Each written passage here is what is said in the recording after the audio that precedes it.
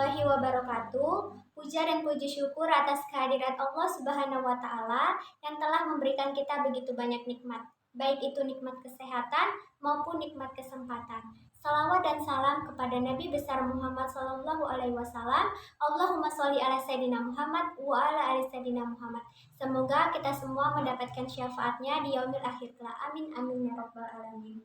Yang saya hormati Ibu dosen Dr. Nevi Darmayanti MSI selaku Ibu dosen mata kuliah Pendidikan Anak Berkebutuhan Khusus.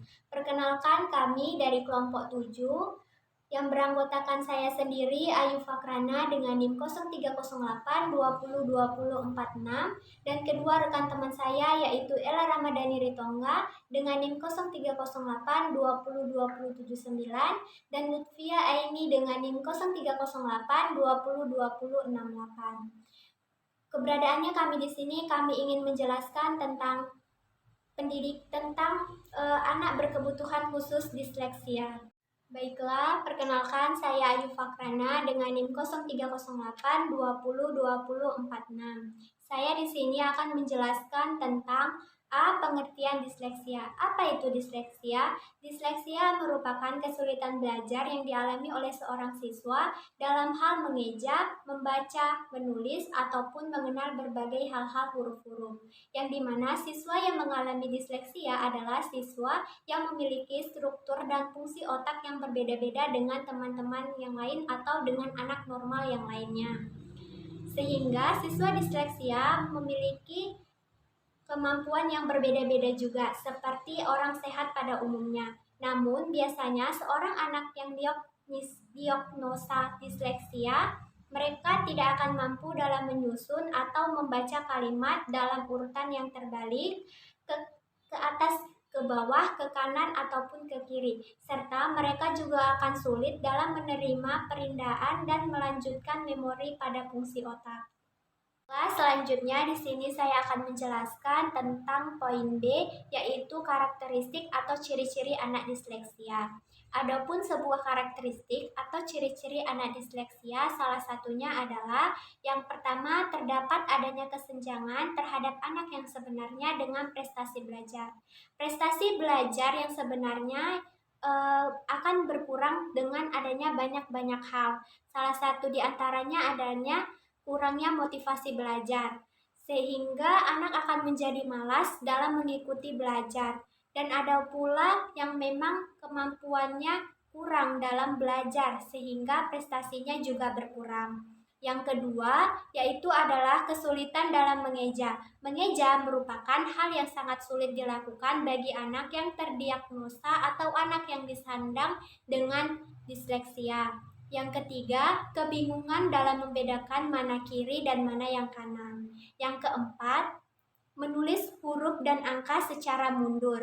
Anak yang menyandang disleksia sering tidak bisa membedakan mana huruf yang B, D, dan mana huruf P dan mana huruf Q, serta angka 6 dan angka 9. Dan yang kelima yaitu kesulitan dalam berhitung. Selanjutnya, kepada pemapar materi selanjutnya saya persilahkan. Perkenalkan, nama saya Ella Ramadhani Ritonga dengan NIM 0308202079. Di sini saya akan melanjutkan memaparkan materi tentang anak berkebutuhan khusus, yaitu disleksia. C. Faktor dan hambatan anak disleksia, yaitu pertama, faktor biologis. Disleksia dapat disebabkan dari penyimpangan fungsi pada bagian otak yang tertentu, yang pada perkembangannya lebih lambat dibandingkan dengan anak seusianya. Kemudian, faktor fisiologis. Disleksia dapat dimasukkan ke dalam gangguan fisiologis atau emosional sebagai akibat dari tindakan kurang disiplin, tinggal orang tua, pindah-pindah sekolah, kurang kerja sama dengan guru, dan penyebab lainnya. Selanjutnya itu faktor pendidikan. Disleksia dapat disebabkan dari metode belajar yang kurang tepat, misalnya mengajarkan anak menggunakan whole word yang mengajarkan karakter kata-kata sebagai salah satu kesatuan daripada mengajarkan kata sebagai bentuk bunyi dari suatu tulisan.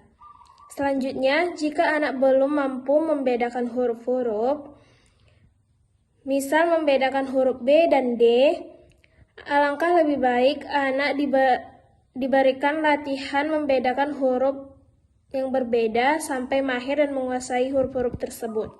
Selanjutnya itu faktor kecerdasan. Gangguan kemampuan membaca atau mengenali huruf serta simbol huruf akibat kerusakan saraf otak dan selaput otak. Sehingga otak kiri konteks skiseptial atau bagian belakang terganggu kerusakan. Ini disebabkan oleh infeksi dan kecelakaan. Karena kerusakan ini, otak tidak berfungsi mengenali semua citra atau image yang ditangkap indera penglihatan karena ada gangguan sambungan antara otak kiri dan kanan. Selanjutnya, yaitu penanganan atau intervensi untuk pengembangan disleksia. Anak disleksia dapat menggunakan perubahan dengan adanya upaya yang dilakukan oleh guru. Upaya tersebut yaitu dengan memberikan bimbingan khusus seperti les di luar jam sekolah ataupun di jam istirahat, dan pemberian motivasi yang penuh. Guru berusaha mengatasi kendala tersebut dengan melakukan tatap muka atau kompromi dengan orang tua dan pihak sekolah untuk mendapatkan jalan keluar sehingga proses upaya yang dilakukan oleh guru tetap bisa dijalankan dengan baik dan mendapatkan dukungan baik dari pihak orang tua maupun pihak sekolah. Saya Lutfia Aini dengan NIM 03082020 dan 8. Di sini saya akan melanjutkan memaparkan materi yang telah kami bahas, yaitu pelayanan pendidikan anak disleksia. Layanan pendidikan anak disleksia. Ada beberapa strategi dalam pembelajaran yang dapat diberikan untuk anak-anak yang mengalami kesulitan membaca. Di antaranya adalah dengan meningkatkan kemampuan mengenal dan memahami setiap bunyi, bahasa, dan juga kalimat, kelancaran pengucapan dan pemahaman bacaan, serta aktivitas pembelajaran yang dilakukan secara khusus, terutama dengan program pembelajaran individu atau EIP, atau dengan program-program remedi di sekolah. Ada 3 model strategi pembelajaran yang bisa diterapkan terhadap anak-anak disleksia. Ketiga model tersebut antara lain, yang pertama yaitu model linguistik, yaitu mengajarkan anak mengenal kata secara utuh. Cara ini menekankan pada kata-kata yang bermiripan. Penekanan yang diharapkan dapat membuat anak mampu menyimpulkan sendiri pola hubungan antara huruf dan bunyinya. Yang kedua, model multisensori. Anak akan diajarkan mengeja tidak hanya berdasarkan apa yang didengarnya lalu diucapkan kembali, tetapi juga memanfaatkan kemampuan memori visual atau penglihatan serta taktil atau sentuhan. Metode yang ketiga yaitu metode fonik, di mana memanfaatkan kemampuan auditori dan visual anak dengan cara menamai huruf sesuai dengan bunyinya. Misalnya, huruf B dibunyikan dengan EB, huruf C dibunyikan dengan EC. Hal ini mendukung cara berpikir anak yang jika mengeja kata becak, maka huruf tersebut terdiri dari B, C, A, dan K, di mana tidak disebutkan huruf E sama sekali. Baiklah, itulah tadi penjelasan dari kami kelompok 7 tentang anak berkebutuhan khusus disleksia. Lebih dan kurangnya kami mohon maaf apabila ada perkataan atau ucapan kami yang salah, kami mohon maaf. Kami ucapkan sekian dan terima kasih. Wassalamualaikum warahmatullahi wabarakatuh.